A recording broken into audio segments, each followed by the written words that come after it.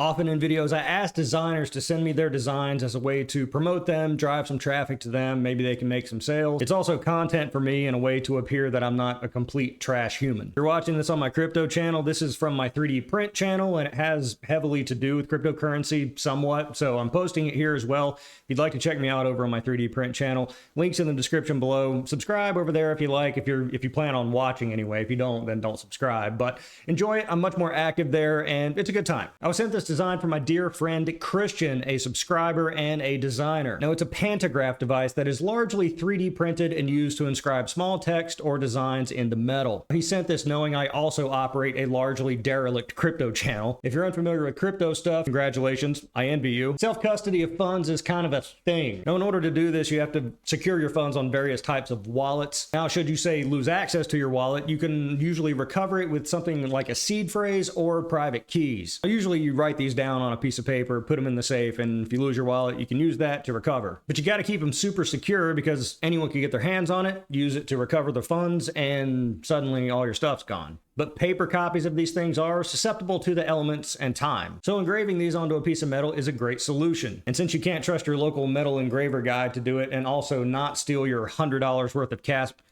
your $65 worth of CASP, your $14 worth of CASPA, you need to do it yourself. With this device, you can theoretically engrave into any type of metal, provided you have the right drill bit or wood of any sensitive information that you want to keep safe and that will last the test of time. Probably do hard cheeses too. Now, Christian sells this design as part of a kit that includes a build guide and a list of the other sorts of things that you need to build this, like screws and inserts. It's all meticulously well done. You can 100% tell this was designed by a German person, and it's completely thorough.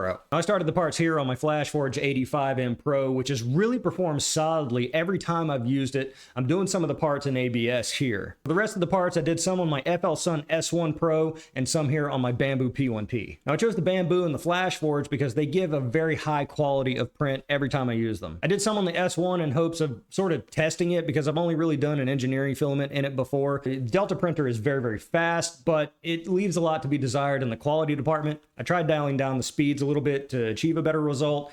Not so much. I think with some tuning, I could probably get there, but so far it's kind of meh, which for a $1,600 machine is meh. Next, on to assembly. Following the guide, I installed all the inserts using a soldering gun. Yes, I'm doing this freehand because I'm really, really ultra skilled, and also because I'm ultra lazy. I'm not going to print a press to put these inserts in place because, to be honest, I don't plan on using this device beyond the creation of this video. Actually, I'm going to say that I'm doing this to simulate what an average person would do. I mean, I keep all my stuff on exchanges anyway. Now, I should have followed the guide more closely, as it will instruct you for certain parts you need to print at a much finer layer height. All these parts were done at a 0.2 with 15% infill, basically default settings. I ran into several tolerance issues throughout. Christian was very helpful in kind of helping guide me along the way. So I'm not going to chalk any of that up to the design because it's in the guide on how to print it, and I just kind of bypassed that, and I ran into issues where things wouldn't fit, and so I just had to reprint them. I cut out a piece of MDF as my base, which the guide says to do, and I started assembling.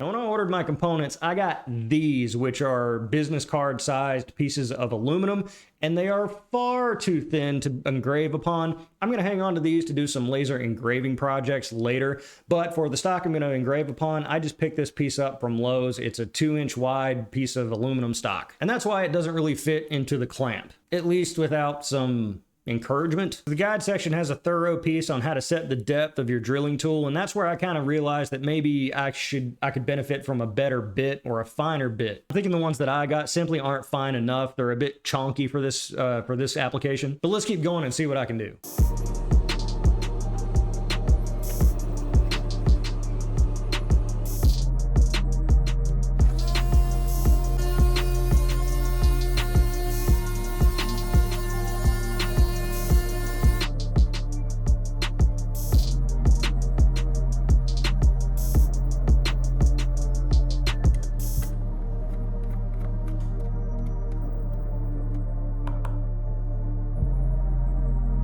Here it is, fudge. Leaves a little bit to be desired. Well, it leaves a lot to be desired. And again, I think a finer bit and some better tolerances, screwing things down a little bit better and just putting it together and doing a little bit better job assembling this thing. I think I could have got a much better result, but overall, considering, I think it's pretty good. As a little bit of a bonus, I got to thinking I could probably do this by hand, so I gave it a shot.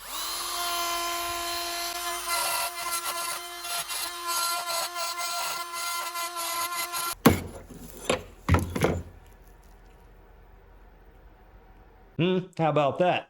Little Michael J. Foxing going on. It's the coffee and the methamphetamine. Can you go one video without an edgy joke? Probably not. I want to thank Christian for sending this over to me and apologize to him for not building the kit to exact standard and doing it justice, because again, this thing was very well put together.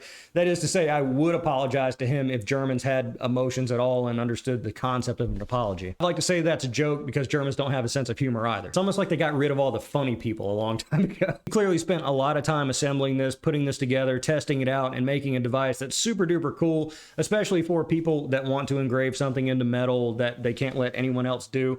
This is a perfect thing. All in all, I spent about $100 just in all the various parts. That's with the bits and the screws and stuff like that. I'm sure you could get these things a lot cheaper elsewhere. Overall, the print costs were negligible because it doesn't use that much in the way of filament. And if you build it out right, then you have a device that you could potentially use for the long term and engrave lots of things, larger things, decorative things, things to sell on Etsy, whatever. So again, if you want to give it a go, links in the description below over to the kit if you want to buy it. If you're a designer looking to peddle your digital wares on the internet and you want to send them over to me to print and exhibit and maybe even do a little bit better of a job putting it together and doing it justice, emails in the description below. Press like if you're into this type of thing and subscribe for more content like this. I'm TheTechnicals. See you next time.